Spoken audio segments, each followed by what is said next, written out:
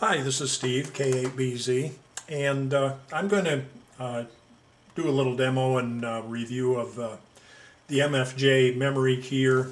This particular one is an MFJ-490 X. These are still available from MFJ. Even this one is many years old. This is probably 10 or 12 years old, possibly more. I don't remember. I bought this a long time ago. But there are a few versions of this that are still available. They range anywhere from around $159 to about $300, depending on whether you want just the keyer or if you want the either a bencher paddle or the MFJ paddle in combination. But we'll show you how it works and go over some of the features of this.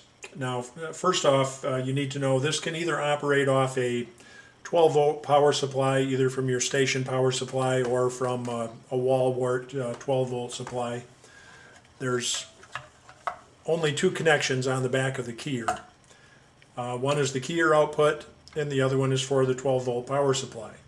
And one thing I like about this is that you can use a 9-volt battery, and you don't have to have a power supply for the keyer. A 9-volt battery will last a long time in this keyer. The battery just inserts in a little 9-volt battery clip in the back.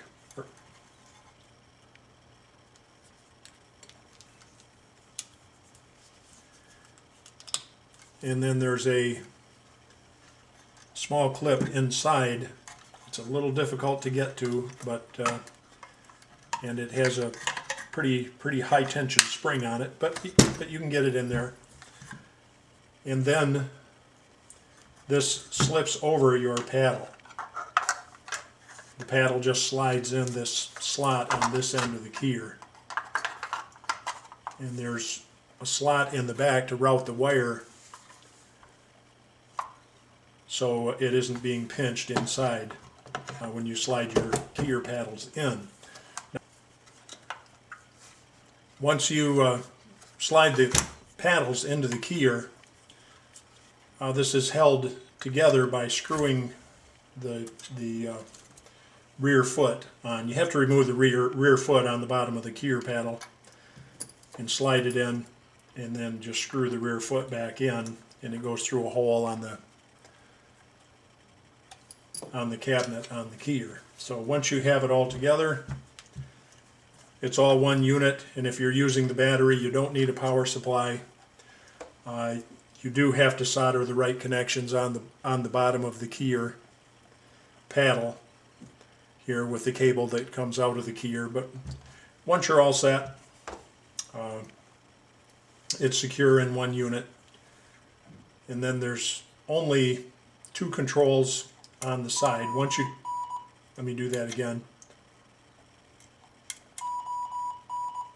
It has two knobs on the side. One is volume. The other is the keyer speed. So if you have the side tone enabled, you can adjust the volume and you can adjust the keyer speed.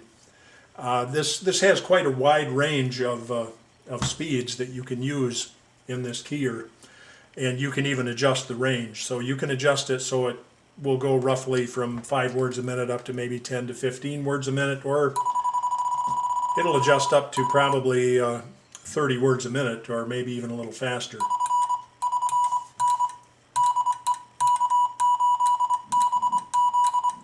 Now it has quite an extensive menu that you access by these buttons on top of the keyer.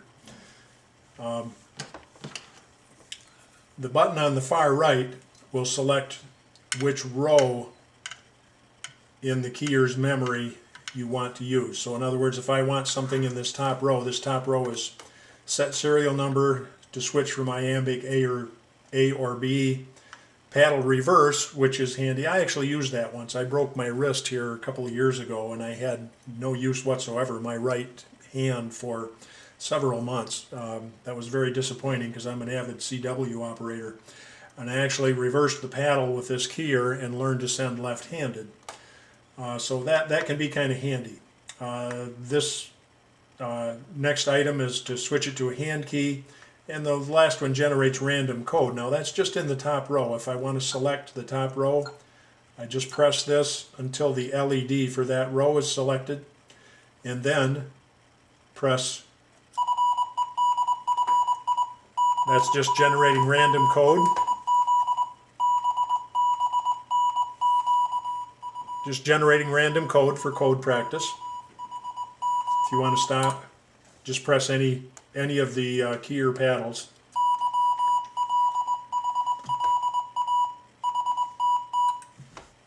The next item in this row is to set it for hand key operation. And it sends HK.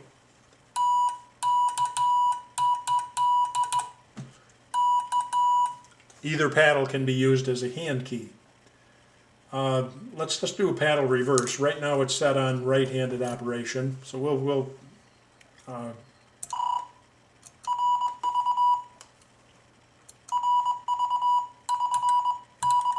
this is right-handed operation. So dits are on this paddle, das are on that. If we reverse that, it sends RV, so you know it received the command. Now those are das, these are dits. So if you have, try that again.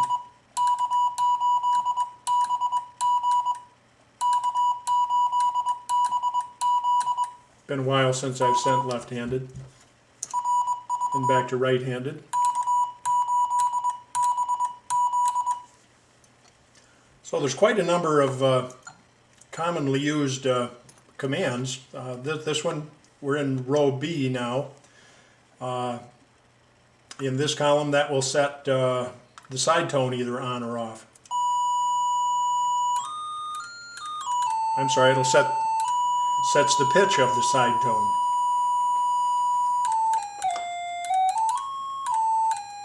So you can just select a pitch that you like, squeeze both paddles, and then that sets the side tone pitch.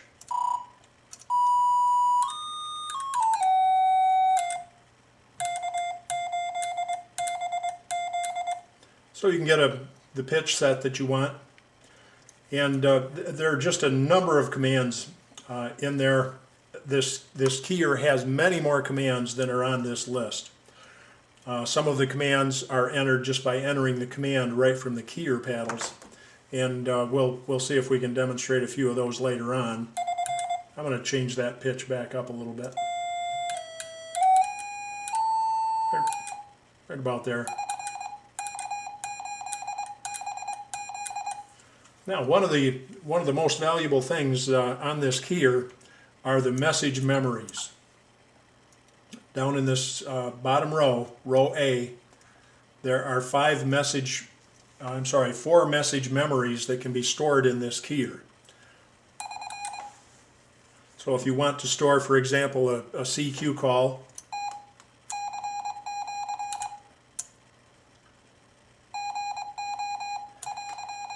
hold the button down. Hold the button down and it will send go in CW, and then you just start sending the message. And after each word in the message, when it detects a word space, it will send a W telling you that it's ready for the next word.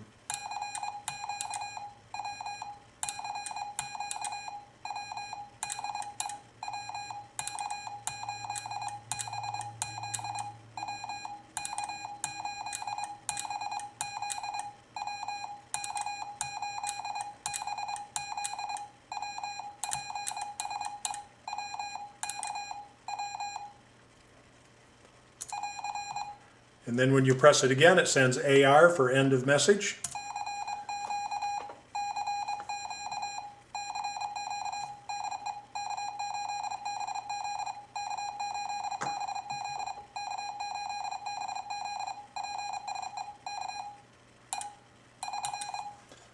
Now you can also embed things in the message. For example, I'm just going to store my call sign in the F2 memory.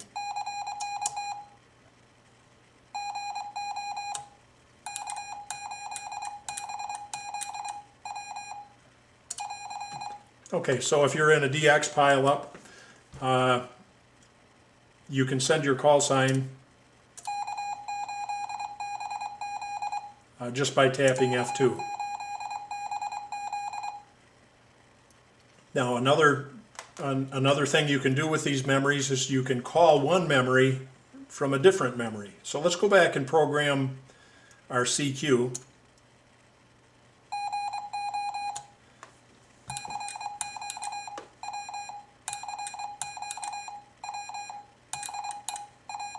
Now instead of sending my call sign here, I'm just going to have it call the F2 memory.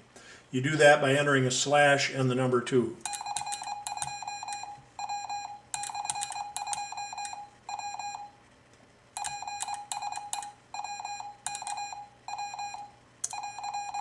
Okay, now this doesn't have my call sign in the F1 memory anymore. It's calling my call sign from the F2 memory.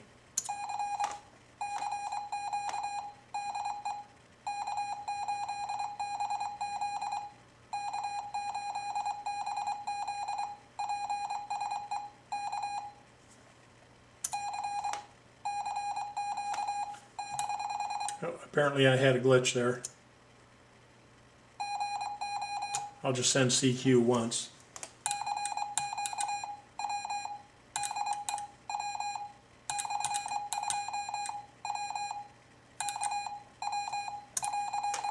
Okay, just one CQ, and this is K8BZ.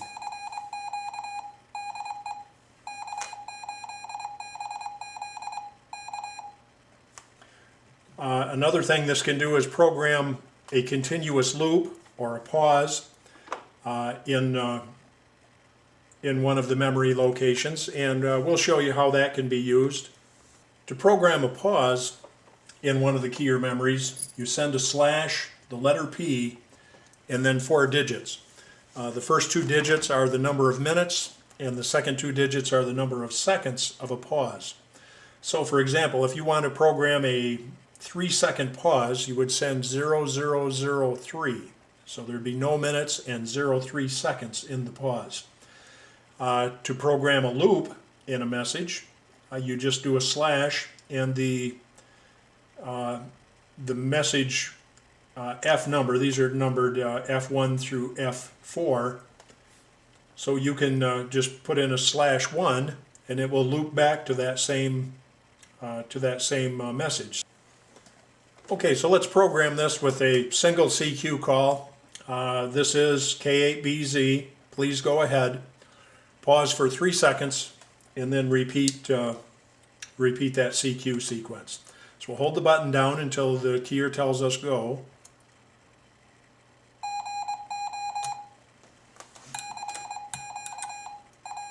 After we get the W, we know it's ready for the next word. Now we're going to call memory number 2 for the call sign. Then please go ahead. Please. K for go ahead. Now to program the pause, remember we need to program a /P and then 4 digits. The first 2 digits are the minutes, second 2 digits are the seconds. So if we want to send a 3-second pause or embed a 3-second pause, we're going to send /P0003.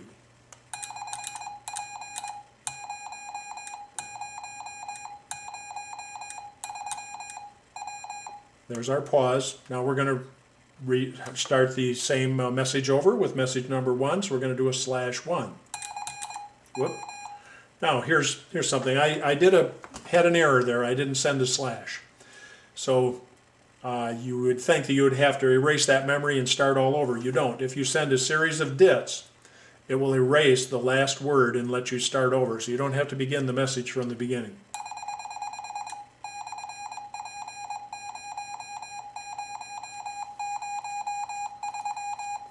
So what it does is it tells you the last valid word after sending that series of dits. So it erased that character where I didn't send a slash correctly. So we'll do that again, a /1.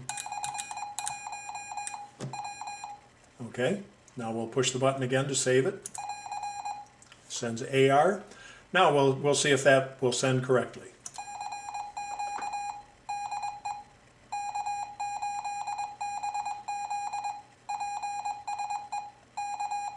And we'll see, we should get a 3-second pause and then start over. And this will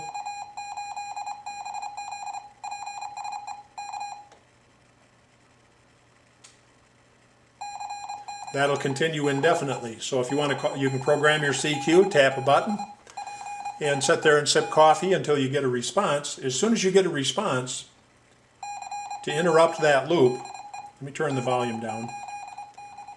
To interrupt that loop, you just tap any key. We'll wait till it starts again, I'll show you.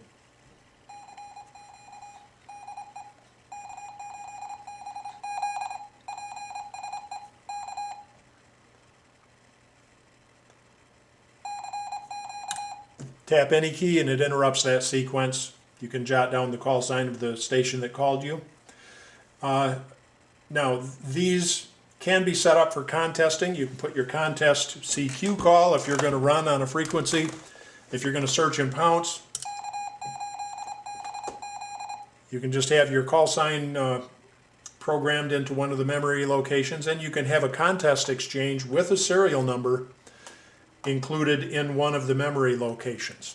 It will automatically increment the serial number if you program it to do so, and it even has a button here that will automatically de-increment the serial number, drop it by 1 if, for example, you found you had a duplicate and wanted to delete that contact. Not the best thing in the world to use for contesting to be competitive. There are better things to use, but if this has a good all-purpose contest keyer. Now, this can have some flukes in it sometimes. These switches, these momentary contact switches, are not the best in the world. Sometimes they are a little fluky, but they do work. If you want to set up a beacon, you can program a beacon with a delay, put it on 6 meters or wherever you want. You can embed commands in any memory location to speed up the CW speed or to decrease the CW speed. A lot of times in contesting you'll send CQ, and then when you send the call sign, you'll increase the speed of the call sign once you know the call signs have been exchanged correctly, just to save time for contacts. I want to mention too, this comes with a pretty thorough instruction manual. Gives you good descriptions of all the commands in the keyer. And I want to even mention that,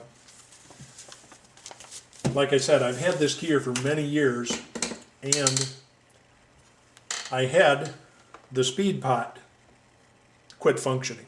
I didn't know if it was an electronic problem or a problem with the pot itself. When I took the keyer apart, I found that the speed pot actually broke. So I had to order a new speed pot from MFJ. I almost gave up on the keyer and just tossed it because I didn't know whether it'd be worthwhile to do any repairs. But when I discovered it was the speed pot and didn't have to go through a great deal of troubleshooting or ship it back to MFJ, which probably would be cost prohibitive. On the MFJ website, you can look up all the parts for these. The parts are all numbered here in the manual. You can look up the part number. You can search it on MFJ. It gives you the part number. Looked it up on MFJ. The speed pot was $1.19. Cost me $4 to have it shipped to me. So for $5.19, got the speed pot replaced, and the keyer is working like it did when it was brand new. So I know MFJ sometimes takes a lot of abuse for the quality of their products. Sometimes justified, sometimes not. But I've had this keyer for, I would say, a minimum of 10 years, and it wouldn't surprise me if I've had it for 20. You lose track of time. But I use it for field day. I don't use it for daily on-the-air operation anymore, but I do like to have it. I won't get rid of it as long as this thing works. I've taken it to special operating events where there are not a lot of CW operators anymore, but they were going to have a station set up, and all I had to do was take my keyer with a battery in it and a cord to plug into their radio, and operated some special events for Kirtland Warbler Festival here in Michigan. I have used it on field day. If I visit another field day operation, I'll just visit the operation and take this keyer to use and work CW and make a bunch of contacts, and then don't have to take a complete station and set it up. So find it very handy. Also used it when I broke my wrist and couldn't send with my right hand, and I was probably a year before I could comfortably send with my right hand again. I got to where I could do it for a while, but my wrist would get sore and I'd have to switch hands, and it sure is a lot easier to reverse the paddle polarity if you need to switch hands. One of the flukes I was telling you, if it doesn't recognize the command, it'll send that quick send of dits. But you kind of get used to the touch that these buttons like. I don't know if that's a little bounce in the switch or what it is, but it was that way when I got it new. It's not ideal, but I can work around it and still find that I enjoy using the keyer. Back to right hand operation. Oops, still left hand. So thanks for watching, and we'll try to do a review of the WinKey USB, which is an outstanding contest keyer to interface with your computer. So watch for that in the future. But if you find you like some of the features on this to take with you to field operations, I really find it's a great keyer. And this is a bencher paddle. I bought this keyer standalone with no paddle included. I had the bencher paddle that I used it on. I also wouldn't hesitate to use the MFJ paddles. They're not quite as heavy as the bencher paddles, but other than that, I think they look a little nicer. They have rounded edges instead of this round part of the keyer here. Theirs is square. The only difference I've found in the keyers is that the base on the MFJ keyer is a little lighter. But if you have a good non-skid surface, this is a silicone baking mat, and these keyers don't slide around.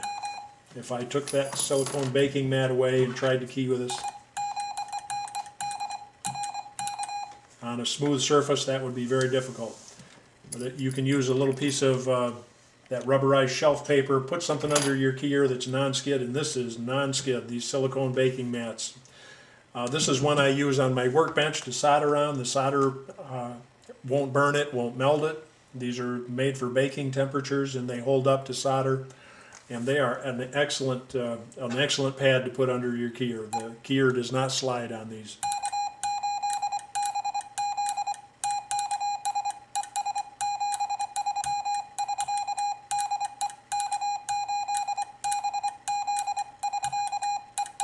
So thanks for watching, and watch for that WinKey USB review in an upcoming video. Thanks.